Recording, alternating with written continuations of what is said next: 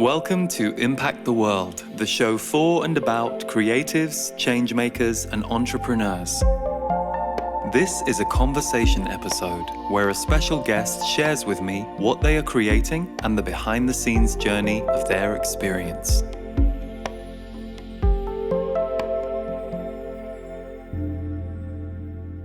Welcome to Impact the World, where my guests today are Krista and Lindsey from Almost 30. Almost 30 is a podcast that has over 500 episodes. It's been downloaded in huge numbers for the last 6 or 7 years. And I first met the girls when they invited me to do the show about a year ago. I so enjoyed their energy, and I also like the fact that they're working in partnership to bring not only this show to life, but also the things that they have built around the work that they're doing with the show. So it was great to have them here in studio to talk to them a little bit about authentic self-expression, putting yourself out there and figuring things out as you go. And also, what are the important key ingredients in any relationship that we have? So they talk about this in terms of their work relationship, how they've had to grow and learn how to communicate, but the principles apply in any of our relationships. So it was lovely to talk to them.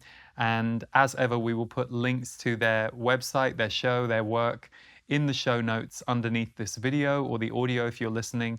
And if you do enjoy the Impact the World show, it really helps us if you either subscribe on YouTube or on Apple Podcasts if you're listening over there, or leave us a rating or a review wherever you are listening to the show. It helps us reach more people. So thank you for tuning in, and I hope you enjoy this episode.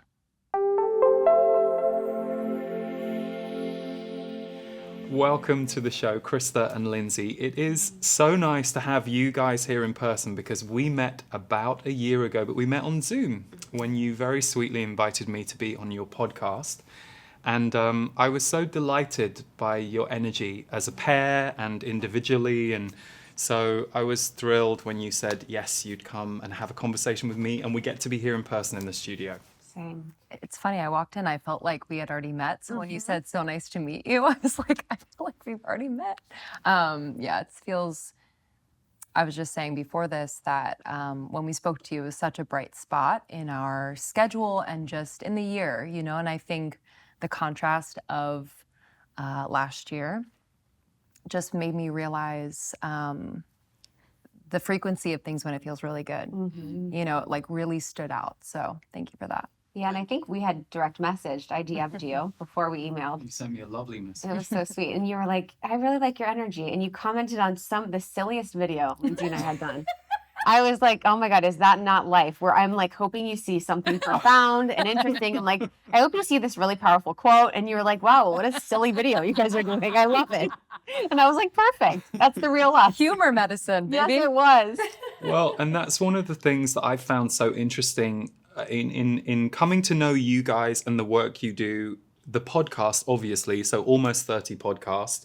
You're just gone past your 500th episode, and is it 35 million downloads, or has that now gone up? It's gone up. Yeah. It's probably like 50 billion, something like that. We kind of stopped. We are interested in numbers just from a level of understanding the business, but we're kind of just like trying to move a little away from that. But yeah, it's definitely past that now. Well, and what hit me about your podcast when I looked at some of the episodes and some of the comments, what I admired about you both is your ability to completely be yourselves and to stand for what you believe in, what you're interested in.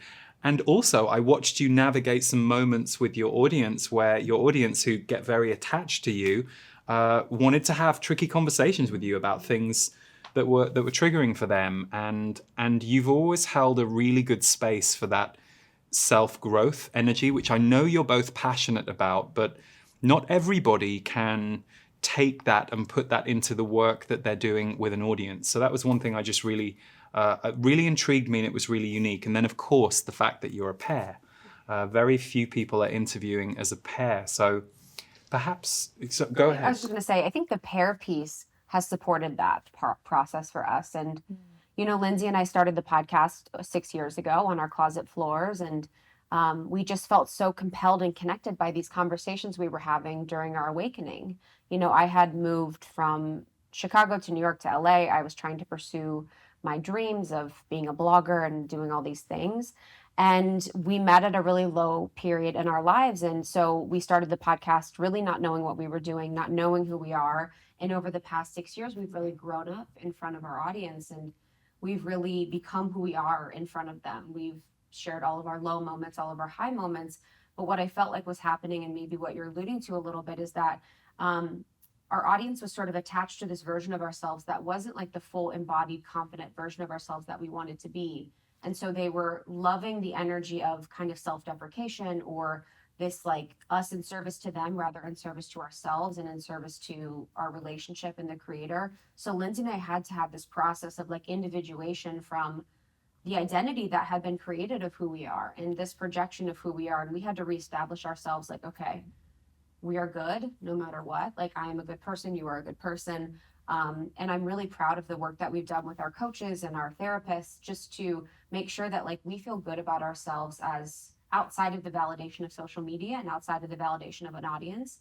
Although our audience and community is so important to us, we need to be okay with what we're doing in the world outside of that. Like, what we create needs to be for us first, because that's like the most important thing. We need to be in service to people through being our authentic selves and through, you know, being kind and compassionate, but it really should be serving ourselves and God first before anyone else. So that was a really hard time, but I'm really grateful for it because we're closer than ever, and we're, you know, more confident about the work we can do. Mm-hmm. Yeah. And I take any moment with Almost 30 when it's challenging as like, okay, why is this here for us? And I think when it comes to moments with our audience that have felt really challenging, and moments for me personally where I just want to run away and be like, I'm out.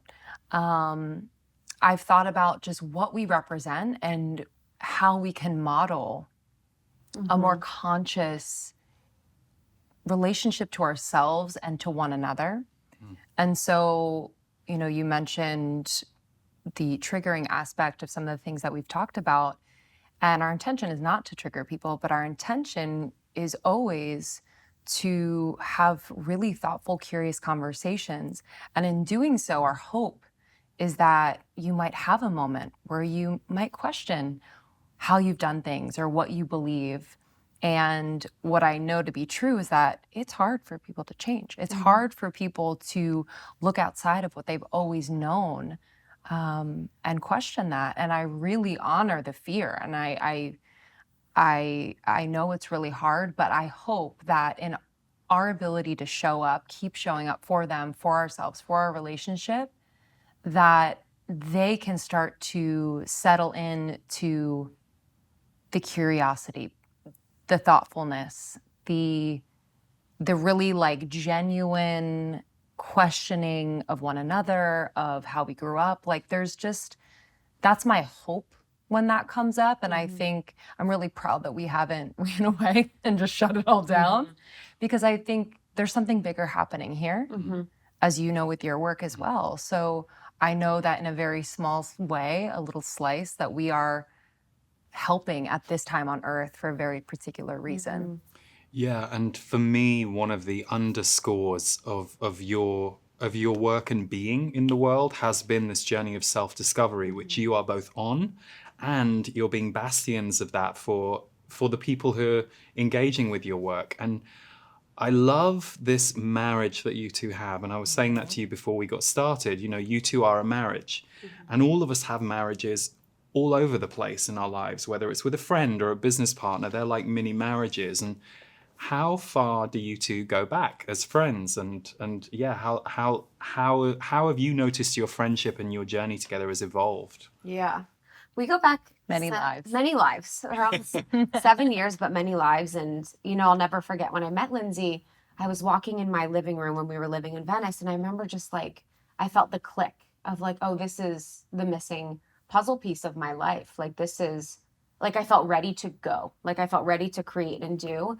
And we started Almost 30 not soon after we had met, and we were just really, really connecting, and we felt this like really safe space. But building a business with your best friend is not easy. You have conversations about money, you have conversations about your dreams, you have things that happen in your community, you have your evolution, you have their evolution. It's so many layers and so much of a process, but it's been the most beautiful thing. And Lindsey's been, my greatest healing and my greatest teacher.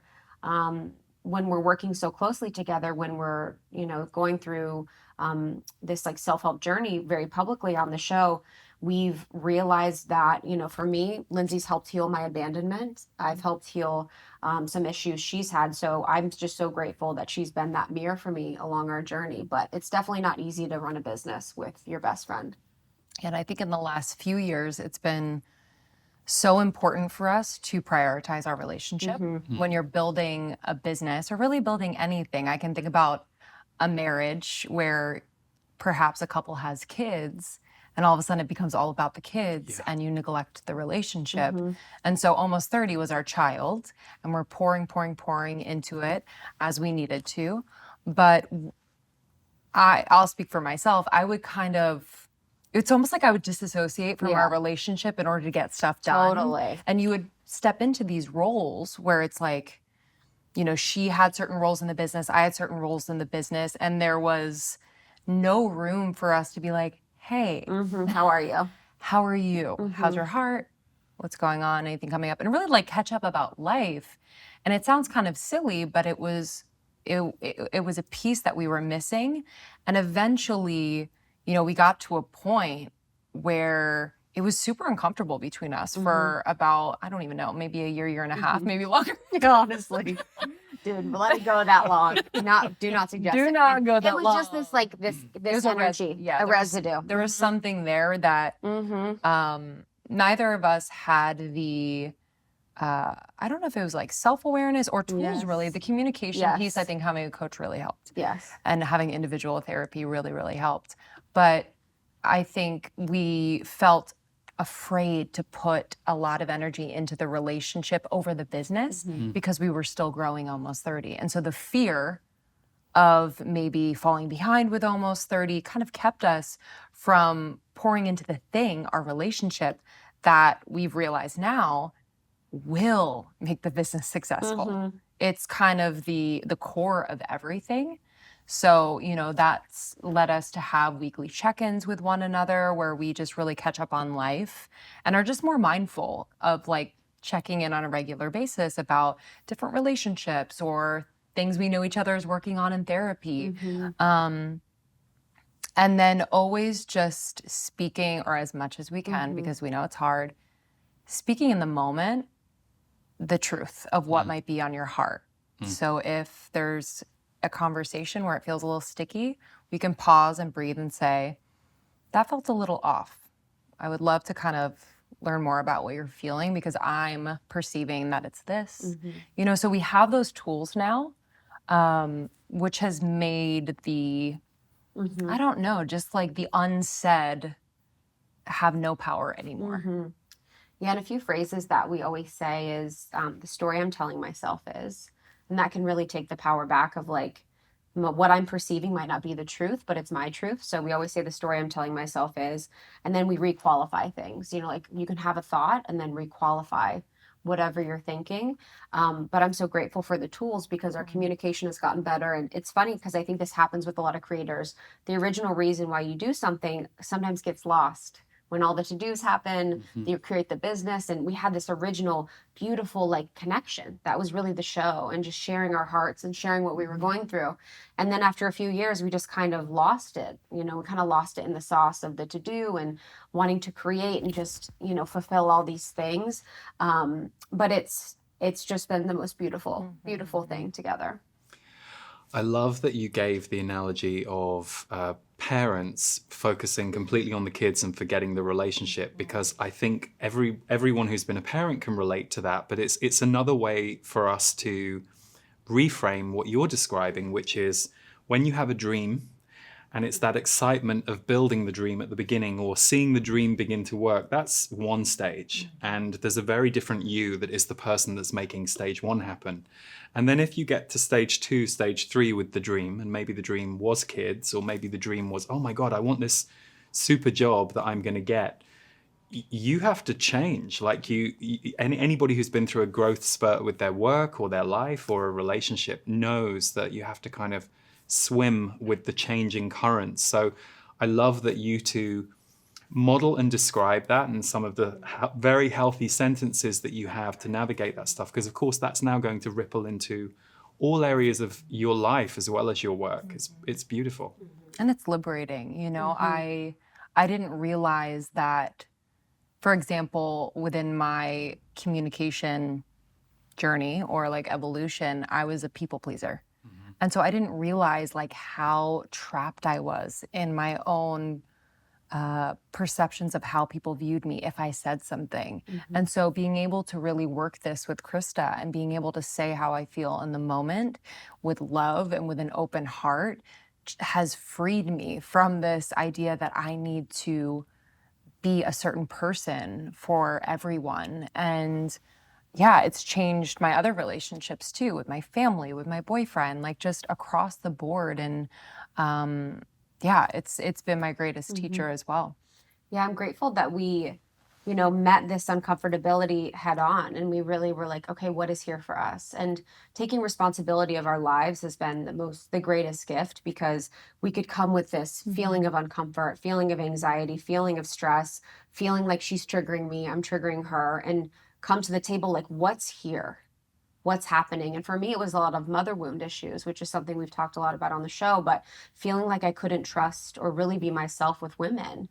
Lindsey's helped me heal that. Feeling like I couldn't, or I was going to be abandoned by, you know, the woman in my life. Lindsey's helped me heal that. So I think a lot of times what has happened and what I've had a tendency to do in the past is come up against that uncomfortable feeling or that anxiety or that fear, you know, of these things, and just sort of just been like, oh, too much, you know, like if we would have just kind of been like, you know what, the energy's off, we're good, we're going to move on, we wouldn't have this beautiful business, we wouldn't have all of this deep healing that we've done for ourselves in our other lifetimes.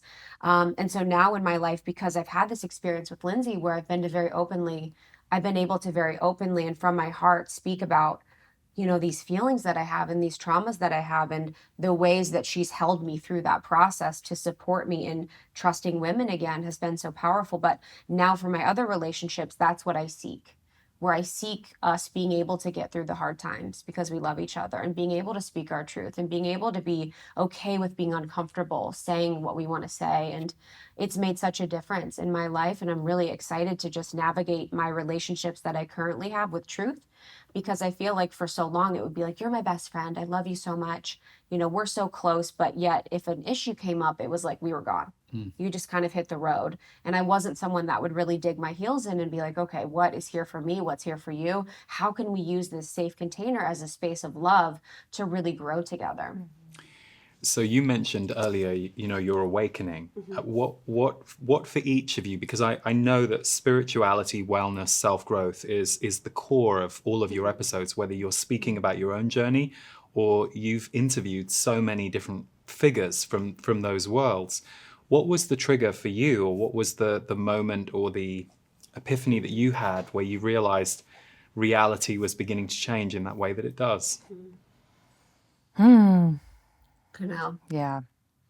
I think we're all inherently spiritual, you know, so there's that inherent spirituality that you all have. And I remember being a kid, being someone that was like so intuitive. And I used to write letters to aliens, and I used to like do my projects on the Bermuda Triangle. And I had this entity that was in my room that was not a positive entity at the time, but I just remember having these connections to the other side in the other world that I was either not conscious of or became conscious of as I got older.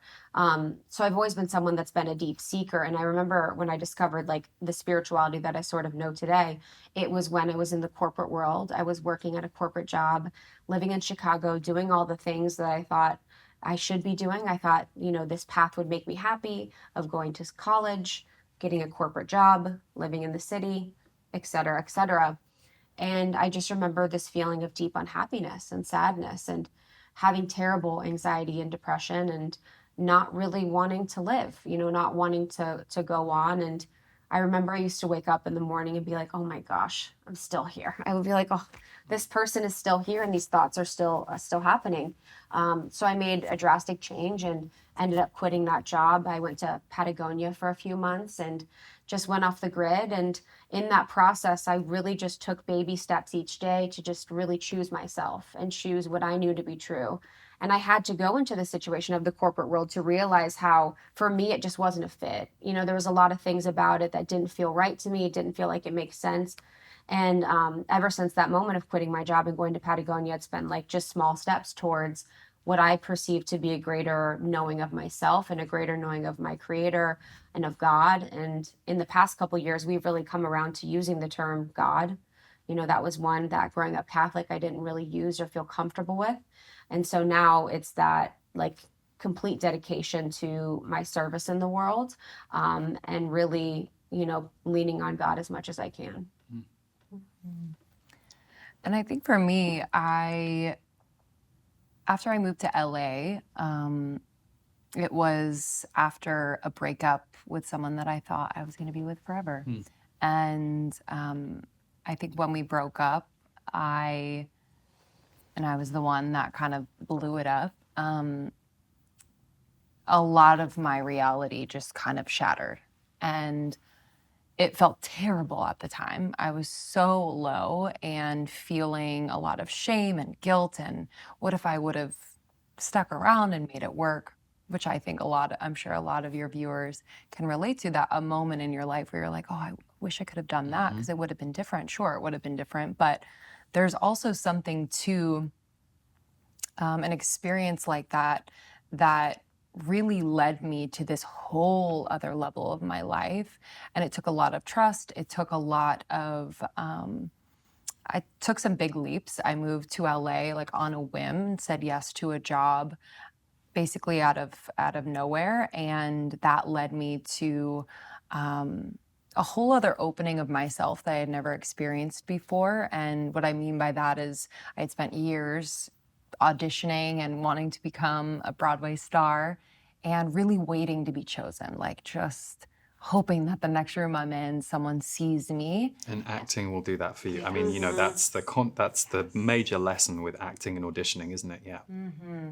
And I almost wish sometimes that I could go back and just kind of like, not wish I could go back, but I know now so much more about that and those energetics. Yes. That I would be less like puppy dog at the door. Yes. And you'd be like, if I don't care, they're gonna want me. Yeah. Yes. More I've got to reject them and then they'll want me.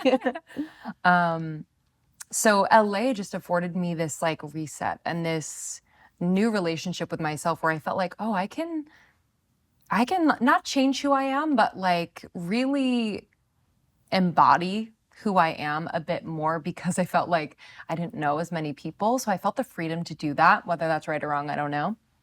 But in doing so, I felt like I was able to walk back to, okay, this is how I really feel. This is what I believe. These are the people that I want to surround myself with. Prior to that, I was in New York. There was just so much noise, so many temptations, all these things that were really just catching my attention, sucking my energy, and I just didn't have the tools. And so in LA, I feel like that was like my starting point. And what I didn't know was the next 6 years I was going to be single. And it was this time that I felt like I had just like a long drawn out awakening, because I thought that my happiness resided in being in a relationship with someone. And I now have a small group program where I just hold space and coach women on this season of their lives, this single season, because so many of us want to rush through it. We're like, we got to find the partner and we have to prepare and we got to become the person that the partner wants. And I spent so much time doing that, but there was a gradual switch, and I just, as cheesy as it is, like really learned to like love who I am and love being with the person that I am.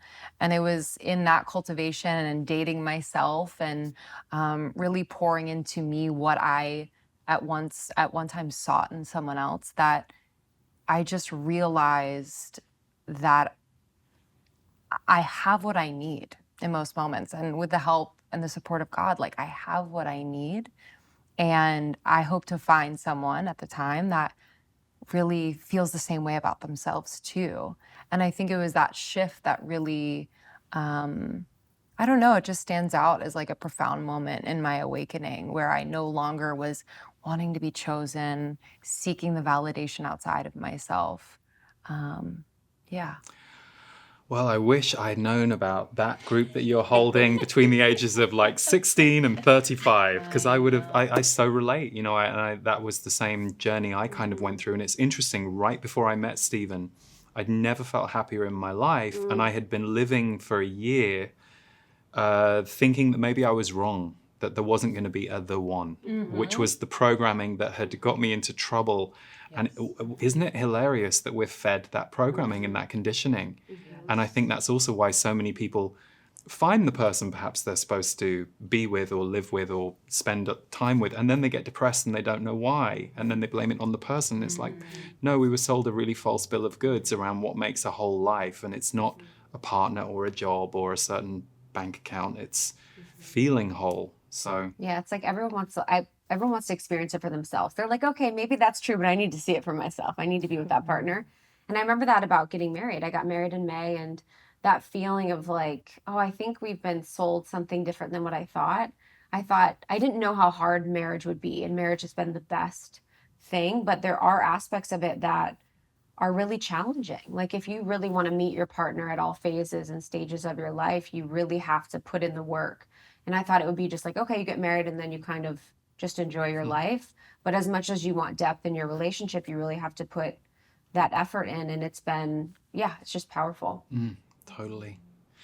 And I'm curious for you guys, what are some of the, I know that your show over the 6 years has changed identity just as you have, but what are some of the key responses that you have noticed? What are some of the key responses from the people who watch and listen to the show?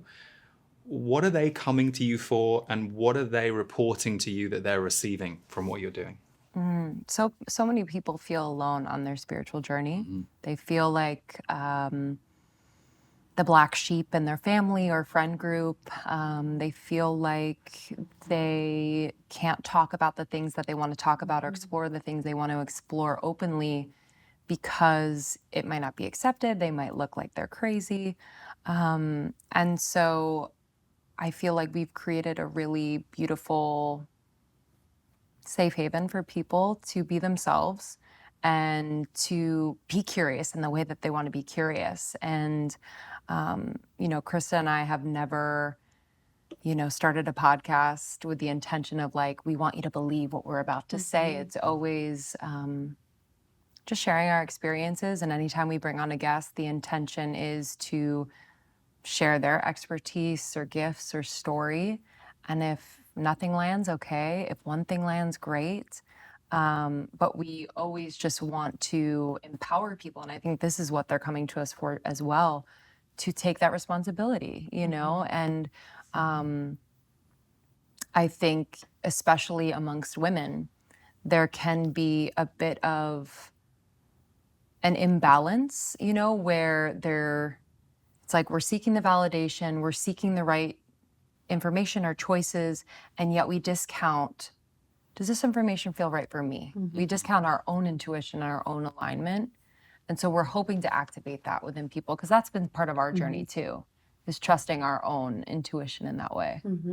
Yeah, I think our audience is just found it nice to be in a space where they're empowered to make decisions for themselves and to be the best version of themselves. And Lindsey and I have never told our audience what to do. We've never been people that have been, you should, vote this way, you should express this way, you should heal this way, you should, live this way, because that's not what we want people to do for us. And we want them to figure out whatever unique expression they have in their life and be that way. And it's been the most beautiful thing, because I know what it felt like to be alone in my spiritual awakening and feel like I was different growing up in a small town in Ohio. And being in the corporate world, and Lindsey's had that same experience. So by making people feel less alone and allowing them to feel safe, they're allowed to have that authentic expression cultivated, and then, met with joy and ease among our community. I love that you link it to something that you've noticed very much around women, but I also recognize what you're talking about in the spiritual field. Yes. So having worked in the field for 17 years, it took me maybe about 6 or 7 years in, I really kind of understood. I was like, wow, so many people come to spirituality or awakening or self-growth, and they have an idea that there is a rule, there is a way, and that someone's going to tell them how it is. And I was having to break that down a lot, especially being a channeler, because sometimes channeling can make people put the channeled information on a higher pedestal than their own human information, which, my guides never say. They're like, it's all equal. But it made me go back to my early years and go, oh my God, yeah, if I really think about it, when I was in those first workshops, my mental human programming was, who's the leader? And that's indoctrinated in us from school. Like, that's the way that so many of us were raised. So And religion. that's true. Very much here. I notice in America there's an energy of that more so than I remember there being in England. Yes. Really? And I think we grew up Catholic here, and that was part of our upbringing of like the dogma of the hierarchy of the, this person knows more than you about what's best for you. And we've had to really work with that in our lives. Like, how are we looking for someone to tell us what to do? How are we outsourcing our intuition? How are we valuing even, we work with our almost 30 entity, which we kind of channel, but it's like, how are we valuing that over our own soul or our own intuition? How are we kind of discounting the power that we have? And for our community, we always want them to know that like they know the answer and they believe is best. But it's been interesting in the spiritual community too, because we're in the spiritual community, and at times it can be so much spiritual ego. So it's like using tools and resources and methods and aspects of spirituality to actually create more separation. And it's been something that I'm always just kind of coming back to remember, that when we become spiritual, we sometimes have the spiritual ego hide as like the last place in the enlightenment process. And you become like, everyone needs to do what I'm doing. Everyone needs to meditate this way. Everyone needs to read this book. My partner's not as spiritual as me. All of these things. And I noticed that even within myself, where I had my awakening, I was like, my husband needs to be meditating and he needs to be going to yoga and he needs to be doing all these things.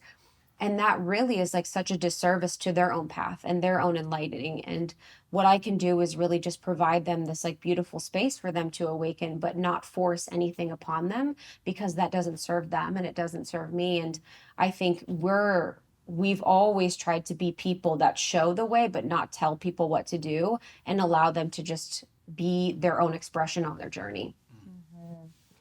Yeah, and I feel like this happens in any popular part of culture where, I feel like even though spirituality is not a fad, but I do feel like it's almost like things get picked up by mainstream, and then there is an attraction to it for the wrong reasons. And so I do feel lucky that we're able to kind of navigate this space. We're meeting people sometimes where we're like, okay, this feels a little sticky. Yes. But I'm grateful, because I do feel I don't want to necessarily like shun them or separate myself from them, but to have that awareness, I think, makes me feel safer, I suppose, rather than, there are some people that don't really feel that stickiness, but I have to trust that that is kind of the path that they're on and their own journey as well. So it's kind of hard. Sometimes it's hard to like stand by and just feel all of the attention on the spiritual space and feel, I don't know, not like a protective, not wanting it to become something that it's not. Does that make sense? I know you know. Totally, but yeah. And it's funny, I would say there's the attention, there's the misperception, there's the projection. Yes. You do kind of, I think, and I mean, I can understand this, as can you, through doing work in the public domain. But I believe the same rules apply if you're the leader of your family or the leader of this group of 5 that you're working with. I think there is something to being able to know yourself and hold yourself in those moments where there is either a friction or a misunderstanding. And it's funny, hearing what you were saying a moment ago Krista, it made me realize, the power abuses that have happened in the name of our disempowerment. So when we have given power to someone else, or when we're put in a situation where we are disempowered by the structure or the system, and you kind of look at a lot of what's going on right now, and you kind of go, oh, this is interesting. This is a very rubber meets the road time on Earth as well. So I think that's why it's so important that anyone who's out there as an advocate for spirituality, intuition, wellness, hopefully the key lesson that they will ingrain fast is, well, this worked for me, but it doesn't mean it's going to work for everybody. And I've often been surprised how many people are out there willing to kind of tell or sell that story rather than, well, we're all different, we're all unique, and you might surprise me. That's the beauty of life. I think the more you know spiritually, the more you realize you know nothing. Yes. I kind of love that. It's kind of like, wow, the more I kind of understood about how the spiritual world works, the more I realized, oh, wow, I really know like that much. And that's very freeing. Yes. I think Osho says, like, the man that knows a little is the man that believes they know a lot. Something like that. And then I love this Alan Watts quote. He says, if you're to love your enemy, it means you love them as they are, not because you want to change them. And I often think about that, in the spiritual space. It's like we kind of have our spiritual beliefs, and then we're like, okay, but we have to focus on changing this person or making them think or believe what I'm believing. But the actual most spiritual thing is like seeing everyone as spiritual and seeing everyone as this like beautiful living fractal of the divine and whatever expression or experience they're having, and just honoring them on their path. I think free will is like the basis of this book, Law of One, which I really love and I really subscribe to. And a lot of what we believe, it's like, maybe that's not for me, but that's their expression and that's their soul's journey. And it's not really for me to say, it's between them and God. And minding your own spiritual business is like such a beautiful practice for us all to subscribe to, because we can just remember that, I have enough to work on. That's what I always think. I'm like, man, when I was focusing on what everyone else should be doing, I'm like, I'm totally ignoring all the work I have. Because once you're conscious, I'm like, man, another thing's coming up. I've got the mother wound. I've got the body, I've got all this stuff. There's enough to do here. That's what I always remember. My guides are like, there's enough to do here. We can focus on me. And isn't it true that when you become more conscious, you are far faster to recognize all of your unconscious programs? Yes. Like you don't get to lean into them too far before you're like, oh, there I am doing that. Okay, Yes. which that's why I think people say awakening is not necessarily this blissful state. It's actually the beginning of a journey. Yes. Yeah. And I think that's another part where it's like, how you do the work is the work, which is, I had to remember that in the process, because when I started to become conscious of all my subconscious beliefs and my limiting beliefs and things that were holding me back, it drove me crazy.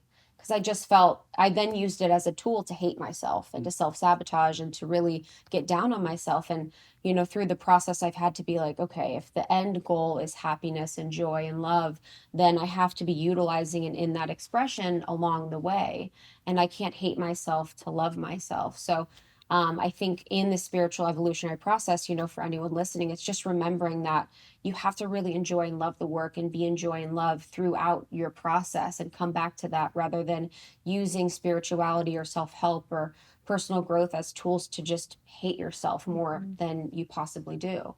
And I didn't realize I was using what I needed to work on as a complete shield from like the joy in my life. Yes. Yeah. And I would literally say it out loud. Well, I still have to work on this. And I could feel in my body almost just like this wall come up. And what was right in front of me was probably someone who loved me, or maybe someone honoring my work or complimenting me.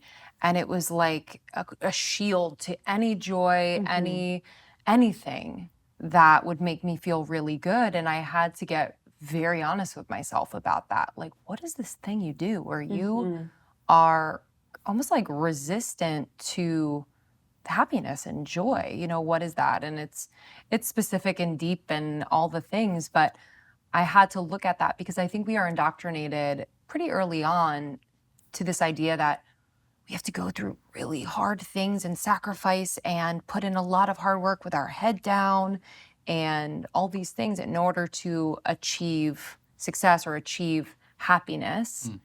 And I just don't know if that's always the case. So I really had to kind of unlearn that.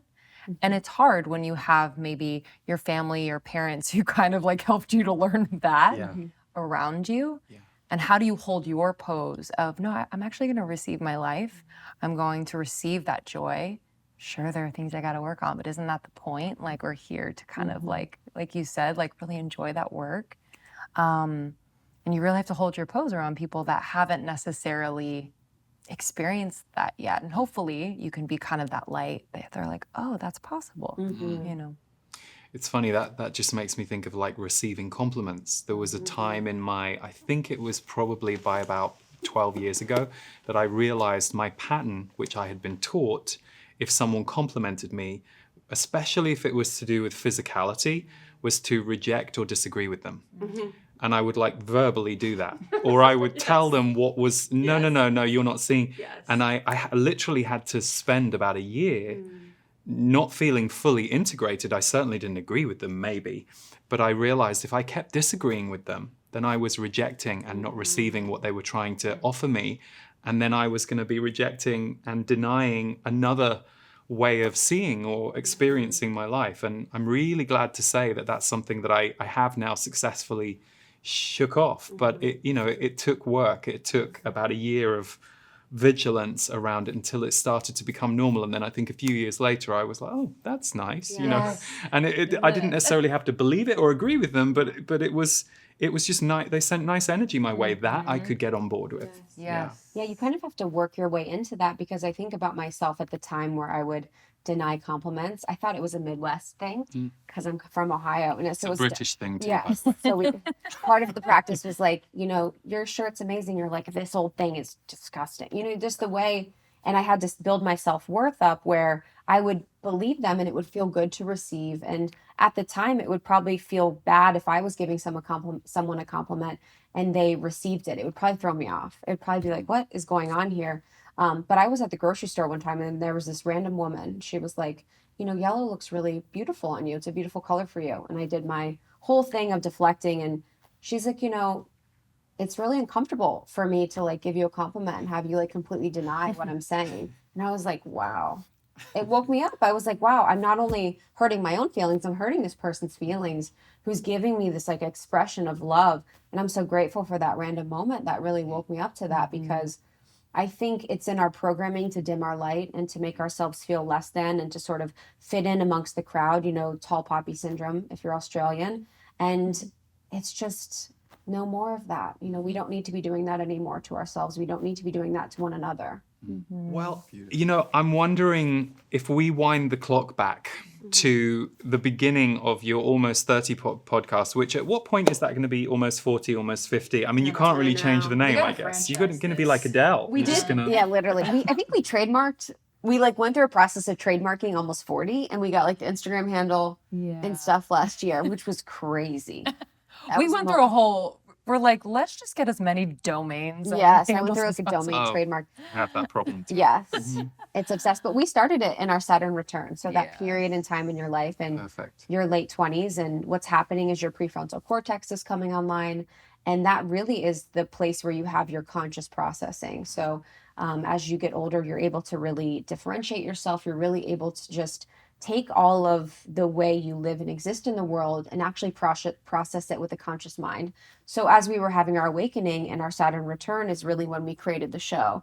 And it's really the energy of being almost 30, of being in that process of your awakening, of being in that process of figuring out who you are and the person you really want to be as an individuated self is really the energy of the show. So we might be almost 40, but I don't know if I can accept it. Well, how nervous were you? Because that's, you shared with me before we got started here on the taping that you did an episode where you reviewed that first show and you listened back to it together and you reflected on it. And I was telling you that we're coming up on 10 years for the energy updates. And I recently shared the first one and I hadn't seen it for, 6 years. And I was shocked. I looked at it and I was like, and I was like, God, he looks really scared. And I could see that I was sadder as a person. And that was great. I was like, oh my God, and don't get me wrong, at the time I didn't know that. And I could look at that distance of time, but I'm always interested in the courage or the stupidity that we have to like start these kinds of things. And I know that many people who tune into this show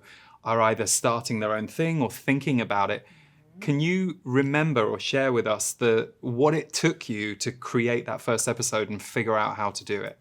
Yeah, I mean, quite literally, we were on our closet floors. And, what I remember about the process is it kind of felt like when you're a little kid and you have your play date and you're like, okay, so this is what I want to do. We're going to play doctor or whatever. And you just go for it. And you're like, your imagination is running wild. There's literally nothing inhibiting you unless mom says no. But I felt like that. And there's no end goal, right? It's just to have fun and play and act out whatever you want to act out. And I think for us, we didn't have this idea that, okay, so this is going to become a business. We're going to make money. Well, clearly not with that name. Yes. You weren't thinking this is like for decades, right? Lee, come on. We didn't know at all, but I think it was just, there was something that was calling us back at basically every day. We showed up for this every single day in some capacity. We were both working our full-time jobs. I was a SoulCycle instructor and Krista was in digital marketing. She was like calling out sick and like going on doctor's appointments that didn't exist. I was like running in between. Not the most integrous Yeah. person, to be honest. I was a bad employee. It was bad. I was like in between classes, sweaty, but we were making it work. We just did whatever we had to do.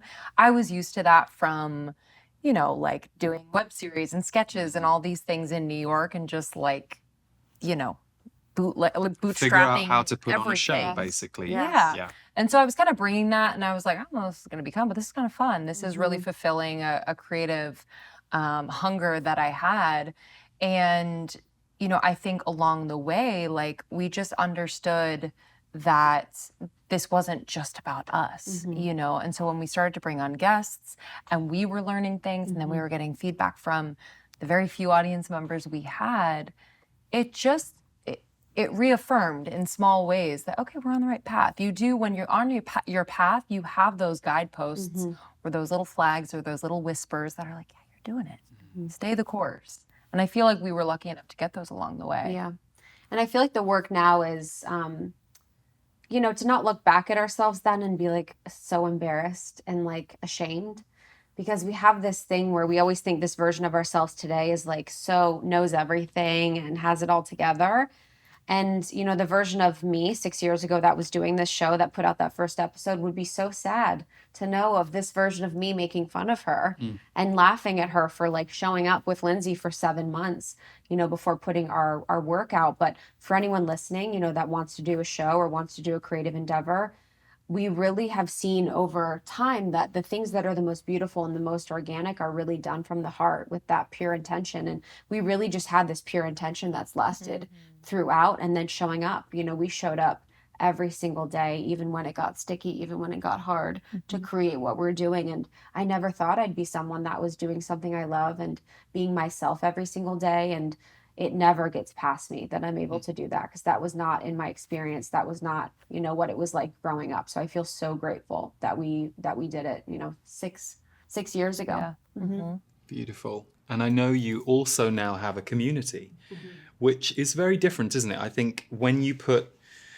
work out into the wider world, it's a certain energy and there's certain things that you can and can't do. There's a whole other energetic side to wider world, or we're working with a community. I have that with the portal and the community that we work with there every month. So what has surprised or pleased you about having a community now that you work with in a more intimate way? Yeah, I think I've been surprised that they help to heal me or us as much as we seemingly help and support in their healing and evolution. And, it has honestly felt like anytime we've met people in person, because we went on tour for a couple years, and even in the membership now, I had a membership live hang this morning at like 7 a.m. And we dropped in and I was just like, my friends, and obviously we are, quote, leaders of this community, But there is just a comfort in knowing like we're all human beings, we're all in this human experience, and we're here to support one another. No one is better than the other. That has just given me a lot of hope, a lot of comfort. And it surprised me how excited and down and ready people are to just kind of go in and grow and evolve and just kind of walk back to themselves in a way. Like I didn't grow up with that kind of talk or encouragement. Not that it was the opposite, but it just wasn't encouraged. It's like, but now it just gives me a lot of hope in general. Yeah, I think for me, it's been so powerful to have this like mirror with the community where they'll always meet us where we need to grow. You know, say there's something that someone brings up to us that might be a potential growth opportunity for us. I find that if we're not feeling as centered in ourselves, we're not feeling as confident, potentially abandoning ourselves, it'll reflect in the general public or in our community. Or it'll show us how, you know, really like ready people are for their evolution and their growth, and ready they are to like learn about these topics and these crazy things that we talk about, or ready they are to change their minds, or ready they are to completely become, you know, the best versions of themselves. But it's been so healing to be in community with people and be supported by our community and just provide this space where we can all heal, like Lindsey said. Yeah. Beautiful. And what are you guys looking ahead to, if anything, at the moment? Because, you know, we're taping this near the end of 2021 and we're about to go into 2022. And I'm wondering, like, what's up for you guys? Is there anything that you're looking towards or hoping to cultivate or create? Or are you just where you are? Yeah, I think this last year, like one of our just realizations is that like we can be here now, you know, and kind of receive the life that we've created through Almost 30 and also just kind of personally. And so it's felt good to let go of some of our usual patterns of, okay, so what are the goals for 2022? What are the numbers we want to hit? All of these things. We have visions and we have like beautiful, just kind of tracking of those visions and like collaboration between each other and our team. But it's felt really good to kind of go like this a little bit and trust that what is next will present itself and be so clear, because we've been in situations before where we've kind of like thrown the whole spaghetti bowl on the wall and been like, what's going to stick now? And it's not a bad thing, but it's depleted us sometimes or let us down because we had so many expectations. And so I think if we are really clear about what feels good to us, what feels like service to our community, it takes shape beautifully and in ways that we could never have planned for. So all that to say, I think that, you know, we're really excited to keep pouring into the membership. It's a space that just feels so incredibly aligned. It feels so sound and ever evolving. So I'm excited to welcome more people in at the top of the year. Yeah, us letting go of like goals and sort of even like agendas for the future has been so nice, because I felt like for so long we were sort of setting these goals and wanting these things, and I don't know if like it was really what our soul wanted. And as we've grown and as the business has grown, I've also realized like I don't need as much as I thought I did. You know, I would be like, oh, I want to hit this many downloads, or I want to reach this many people, I want to make this much money, et cetera, which is all fine and well. But I'm like, oh my gosh, I can have a beautiful life that I love and feel really good with not that. You know, like I can work on actually feeling good without all of the goals being achieved, without all the numbers being hit, without like being this thing, by just like figuring out what makes me happy. And like more spaciousness has actually made us happier. So how can we just continue to grow the business in a sustainable way and have a really spacious life that feels like rich, full of nature, full of friends, full of love? And however we can express that in the business is great, but like just moving our focus to like living our life rather than like focusing so much on our business goals and objectives has felt so good. Lovely. I love that. And a closing question for you both. So I've loved having this conversation and hearing from you. So thank you. You have had conversations with many, many people now for the show. What has surprised you about the art of the conversation? And I don't even just mean for a podcast, because I think you can translate it to human conversation. Like, what have you learned about either where we're good at a conversation or where we're blocked in conversation? And just because really a conversation is an opportunity to connect. And I know doing a show like this, I also have been surprised with certain guests. I'm like, oh, I thought that conversation was going to go a bit this way. Or I know you have interviewed a lot of people. So what have you experienced with human conversation and connection? There's so much involved. There's how the person's feeling. Did they sleep? Were they in a rush? Were they late? What are their astrology? There's just like the energy of humans and people and of what's going on in their life before this, what's going on in our life. Did we have an interview before this? Did we not? Has been such a science and of understanding. And I think the thing that makes the biggest impact on our conversation is like us providing an intention before her and I, us doing prayer, us doing grounding. And we notice such a powerful difference when we're setting an intention, when we're taking a moment of like, okay, I'm bringing all my energy to this moment. I'm going to have my guides here. I'm going to clear any projections, any fears, any anxieties, any, imposter syndrome that I may have from this space, and allow the truest sense of myself come through. So having a little prayer before is really helpful, but it's incredibly fascinating. Some days you're like so totally on fire and you're just feeling it and you're feeling electric, and some days you don't. So it's having grace in the time in between. But there's a lot to be learned in conversation. And I think the energetics is important. I think taking space and breath is important. I think when you're speaking truth, it has a different resonance than when you're not. And I've noticed that within myself is when I'm speaking about something or teaching and I actually haven't fully embodied it, it doesn't land in the way that it would if I was fully embodying it.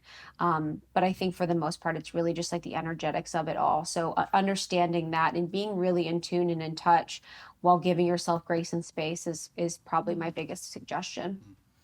And I think for both people in a conversation, whether it's the interviewer and the guest, or whether you're in a conversation with someone you're close with, it's like, how much are you listening? Because, as humans, we're so in our heads. We can be thinking about the best next thing to say. We can be overanalyzing what the person's saying, taking it personally, creating a whole story. And so the best interviews I feel like we have is when both Krista and I, but also the guest, really listening, because then we can have the most present, true conversation possible. Because, like Krista said, it's energetic. We're picking up on certain things in the moment rather than being like, number 2 question, here we go, and hitting all the marks, which, is fine. But I know that there's a difference when you're actually present to what the person is expressing. And so with that, I definitely bring in the breath. It's like really being able to breathe into your lower belly, like just opening up that space of receiving and letting things land. Because I think the most interesting conversations and the deepest conversations are when you're able to express like how it made you feel, and then also drawing more information out. So I don't know, I think there's an intimacy that listening intently and consciously brings to it that makes what we do and you do very unique and felt. I think it's the no agenda either. Lindsey and I don't have an agenda, and you're much like that. So for our guests, we'll do some research, but we won't do a lot because we want to really allow the conversation to evolve as it should in the moment and be really present in the moment with what is said, what is felt, what is intuited, so that we can just create something that's unique and interesting. And that really is just honoring the expression in the here and now. And I find when I see and hear interviews that are really scripted, that you lose that energy of presence because you kind of go in that autopilot of answering and asking. And so we just want to keep it as unique as possible with that and make it as present as possible by not bringing any preconceived notions into what we do. I love all of that. I was just sharing with a friend the other day that my kind of Achilles' heel in the first few episodes we did of this show was over-preparing, which actually isn't really normally my way, but my head told me I should.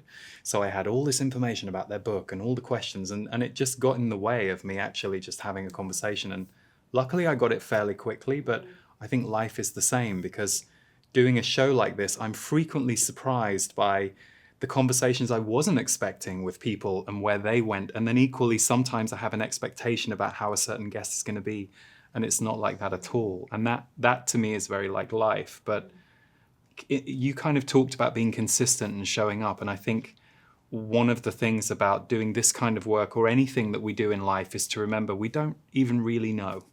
Like, you can go away and go, oh, that was a great interview, I think, but what you think isn't necessarily going to translate to someone else. So you just keep showing up. And I really applaud you both for showing up for all the years that you have. And it's been lovely to get to have you here in the studio. So thank you, and good luck with all of the evolutions of the almost 30, almost 40, almost 50, almost 60 podcasts. You heard it here. You heard it here. And when it's the almost 90 podcast, if I'm still around, we'll all be here in wheelchairs talking to each other. Yes, this has been an honor, truly an honor. We were looking forward to this so much, and we just love and respect you. And again, to meet in person for the first time, but feel like we've known each other for a long time, feels so nice. So thank you. And I will tell all of our viewers and listeners, the ladies are taller than I was expecting. They're eye to eye. I was like, wow, you two are very tall. We gotta show them what's up. Thank you so much, guys. And we will put links, as ever, in all of the show notes for all of the work that Krista and Lindsey are doing. And of course, the Almost 30 podcast and community. Thank you for tuning in to Impact the World. We'll see you next time.